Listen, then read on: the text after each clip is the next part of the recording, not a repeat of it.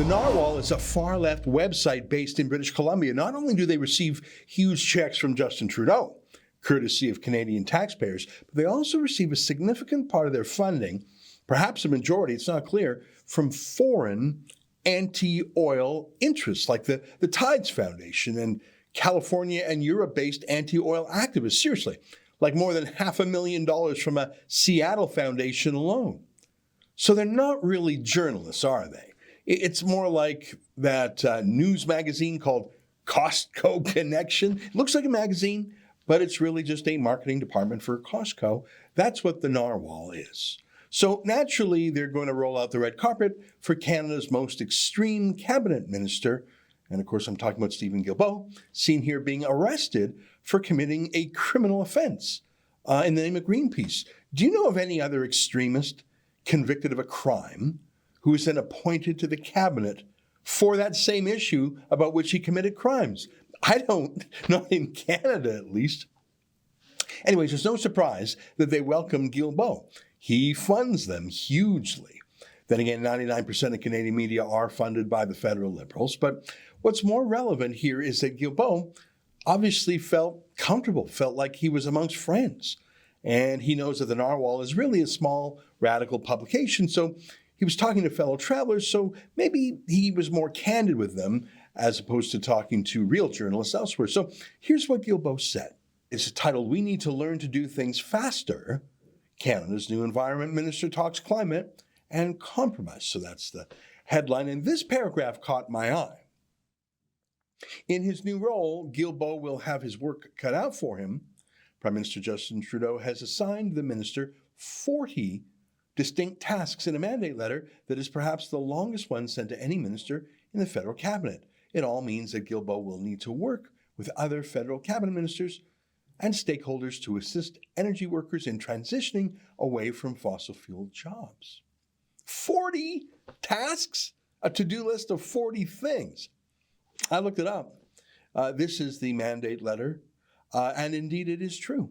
Here is that 40-item to-do list. I suppose it's possible to have a 40-item to-do list. You could have 100 things on your to-do list, but it's sort of like the question, how many friends can you really have? Don't tell me you have 20 friends, unless you really just mean friendly acquaintances, people you see from time to time, because there's just simply not enough time in the day, there's not enough days in the week to truly be friends, real friends, with 20 different people. You're lucky to have 5 friends.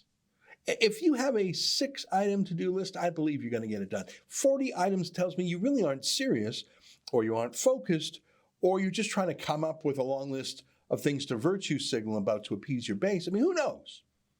I mean, what does this one even mean? Let me quote one of the 40. Work with the Minister of Health to implement a comprehensive action plan to protect Canadians, including firefighters, from exposure to toxic flame retardants found in household products. I don't know. I mean, if you were to do all 40 things on this list, you would fundamentally transform the entire country, since many of them are actually quite radical and quite large. So on the one hand, a 40-point to-do list is the sign of an inherently unserious person. On the other hand, it's the sign of a revolutionary, a communist, really, someone who wants to remake the entire society, the entire economy. So yeah, that actually does sort of make sense. It's terrifying. Anyways, sorry for the tangent. Here's the point I wanted to show you today from the interview. As you know, Guilbeault hates the oil and gas industry, not in OPEC, in any OPEC country, not in Russia. He never criticizes them.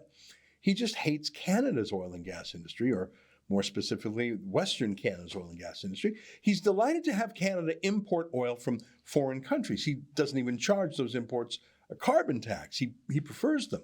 But here's what he says about Canadians. Let me quote.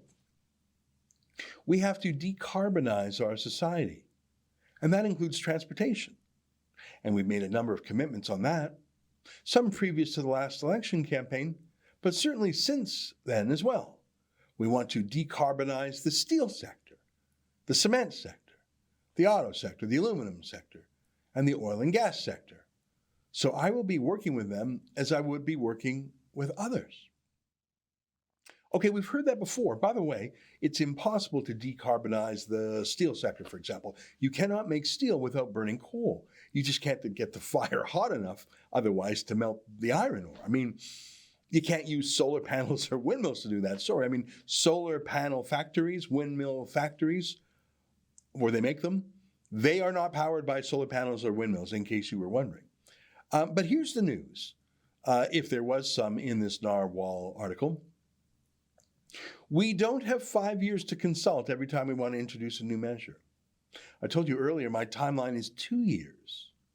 So in the next 2 years, more stringent methane regulations, zero-emission vehicle standards, net zero grid by 2035, cap on oil and gas, and obviously phasing out fossil fuels. All of these things must be in place in the coming 18 months. I mean, maybe 2024, but that's the type of time frame we have to work with. And it's going to be tough because on the one hand, some people are going to criticize us for not giving them enough time to be consulted. But the state of climate change is such that we need to learn to do things faster. All of these things must be in place in the next 18 months. So by next summer, that's 18 months. And it's going to be tough. Tough for who?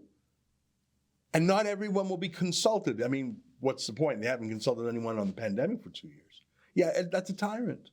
That's a bully. Like I said, a communist. Sorry, I know that word sounds extreme and like I'm using it as an insult, but what do you call someone who truly wants to remake the entire society, remake the entire economy from top to bottom, every job, every industry, the way we move, the way we live, the way our homes are, the way we stay warm in this cold country, the way we travel in this, the second largest country in the world. And he wants to remake it through the force of government without democratic consultations because he's too busy for that. And he's shown he's willing to break the law. He's shown he's willing to be a criminal. That's an excerpt from my daily show, The Ezra Levant Show. Every day I do a monologue on the news of the day, then I interview an interesting guest, and then I read my hate mail. You gotta subscribe. Go to rebelnews.com.